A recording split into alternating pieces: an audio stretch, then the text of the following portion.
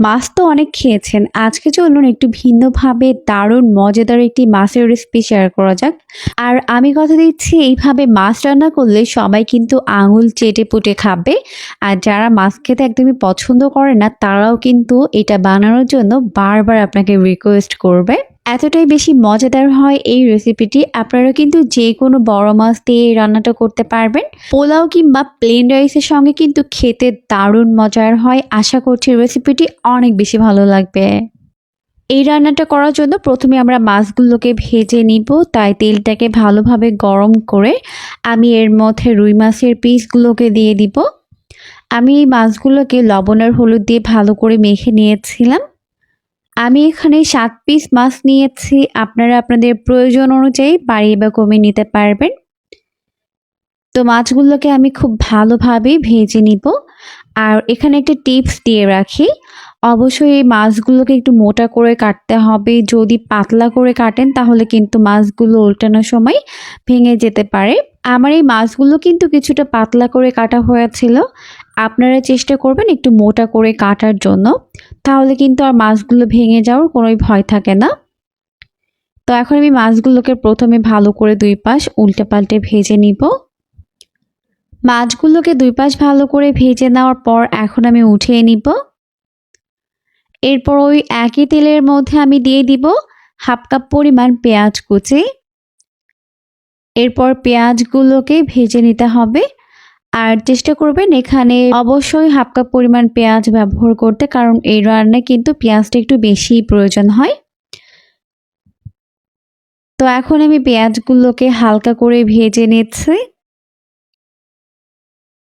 তো পেঁয়াজগুলোকে ভাজতে ভাজতে যখন এরকম নরম হয়ে যাবে, ওই পর্যায়ে আমি এর মধ্যে অ্যাড করে দিচ্ছি 1/2 চামচ পরিমাণ আদা রসুন বাটা, 1/2 চামচ পরিমাণ দিয়ে দিলাম জিরা বাটা।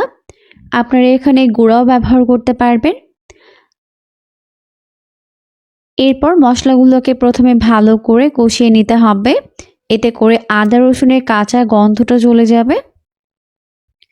এখন অল্প একটু পানি দিয়ে দিলাম যাতে পুড়ে না যায়। এরপর আমি এর মধ্যে গুঁড়া মশলাগুলোকে দিয়ে দিব। প্রথমে দিয়ে দিলাম 1 চামচ পরিমাণ লাল মরিচের গুঁড়া, 1/2 চামচ পরিমাণ হলুদের গুঁড়া, 1/2 চামচ পরিমাণ দিয়ে দিলাম লবণ। আর লবণটা আপনারা স্বাদ বুঝে অ্যাড করে নেবেন। এখন প্রথমে এই মশলাগুলোকে ভালো করে কষিয়ে নিতে হবে।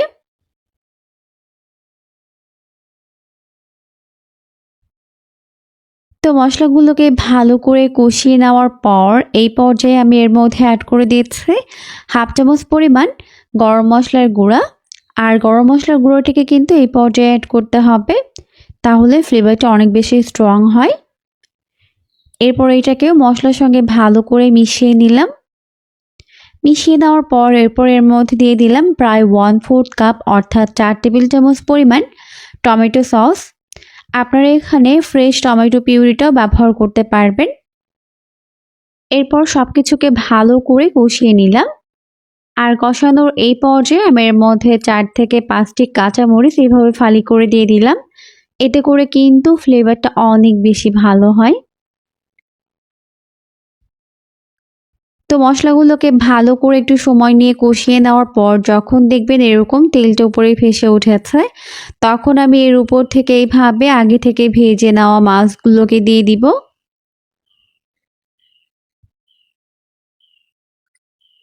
সবগুলো মাছ দেওয়ার পর এখন আমি এর মধ্যে অ্যাড করে দিব পানি।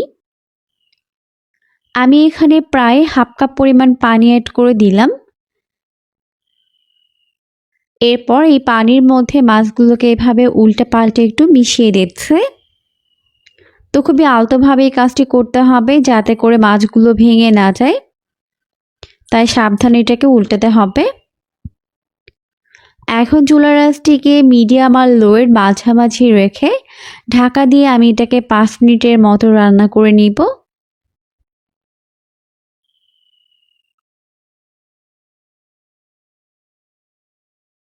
তো ফিরে এলাম 5 মিনিট পর। আর এখন কিন্তু মাছগুলো ভালোভাবে কুকড হয়ে গেছে। আর মাছের মধ্যে মশলার ফ্লেভারটাও খুব ভালোভাবে ঢুকে গেছে। তো এখন আমি এটাকে আবারও ভালোভাবে নেড়েচেড়ে মিশিয়ে দিচ্ছি। এরপর আমি চুলার আঁচটিকে মিডিয়াম ফ্লেমে রেখে এর উপর থেকে কিছু পেঁয়াজ বেরেস্তা দিয়ে দিচ্ছি। এই পর্যায়ে উপর থেকে আমি কিছু কাঁচামরিচ দিয়ে দিব, এতে করে কিন্তু খুব বেশি ঝাল ছড়াবে না, তবে খুবই সুন্দর একটা ফ্লেভার আসবে।